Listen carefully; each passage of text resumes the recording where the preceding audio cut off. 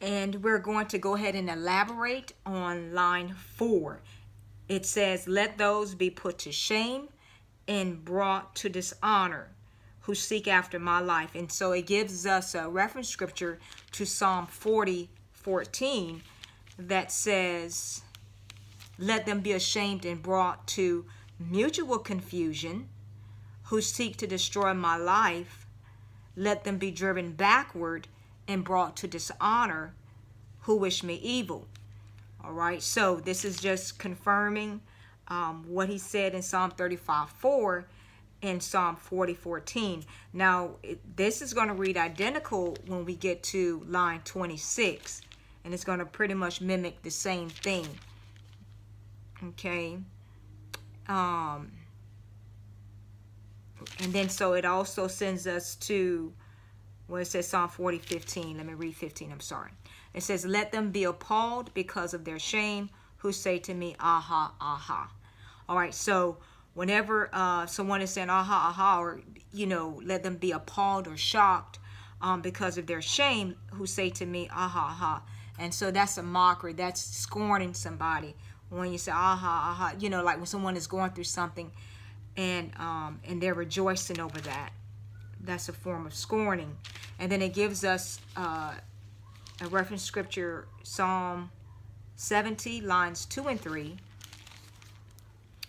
Now, we are reading in the New King James Version of the Bible. I haven't said it in a couple of Psalms, but just want to make sure I'll put that plug in there. So Psalm 70, 2 and 3. 2 and 3. So it says, let them be ashamed and confounded who seek my life. Let them be turned back and confused who desire my hurt. Let them be turned back because of their shame who say, aha, aha. And that, like I said, that aha, aha is an expression of scorn. All right, so let's go on to, okay, that's the A part, who seek my life. B part, let those be turned back and brought to confusion who plot my hurt. All right, and so that turned back, it gives us a reference scripture to Psalm 129.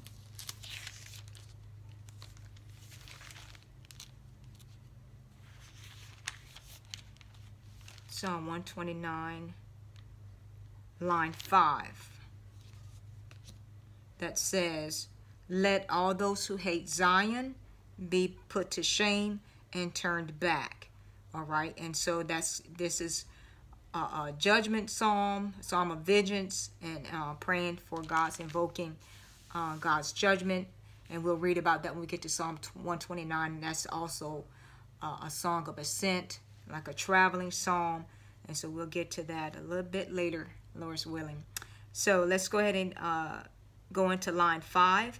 It says, let them be like chaff before the wind, and let the angel of the Lord chase them. Now, this angel also can be a capital angel, and sometimes when you see the angel of the Lord, it could be the pre-incarnate Christ. When Christ came in the New Testament, he was God in the flesh. He was the incarnate Christ. And when we talk about Jesus in the Old Testament, he's a pre-incarnate Christ. So it says, let them be like chaff before the wind, and let the angel of the Lord chase them. And so it gives us a reference scripture for line 5 to Job 21:18.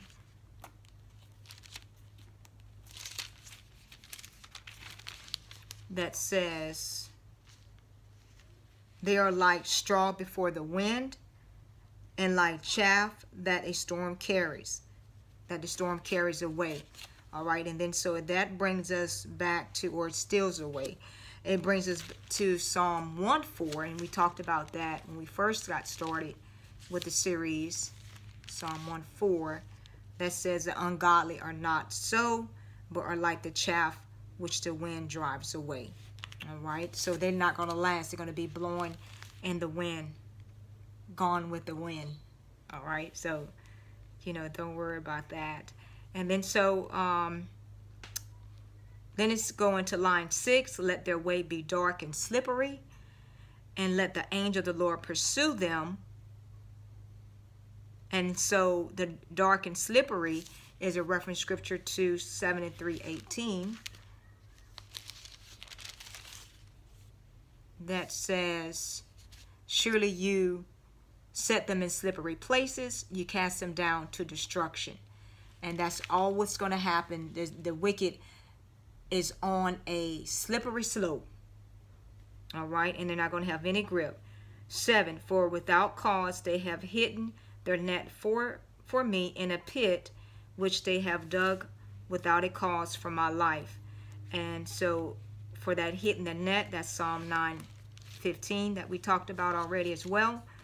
The nations have sunk down in the pit which they made, in the net which they hid, their own foot is caught. So remember, whatever you try to do to somebody, it's going to be done right back to you. So you might as well go ahead and do 2 of them. So if you're digging one ditch, dig 2. The one that you dig for me may be just for you. God rest my grandmama's soul. That's what she used to say. All right. And then line 8. Let destruction come upon him unexpectedly, and let his net that he has hidden catch himself, and to that very destruction let him fall. And so we're going to read 1 Thessalonians 5:3 as a reference scripture. 1 Thessalonians 5:3.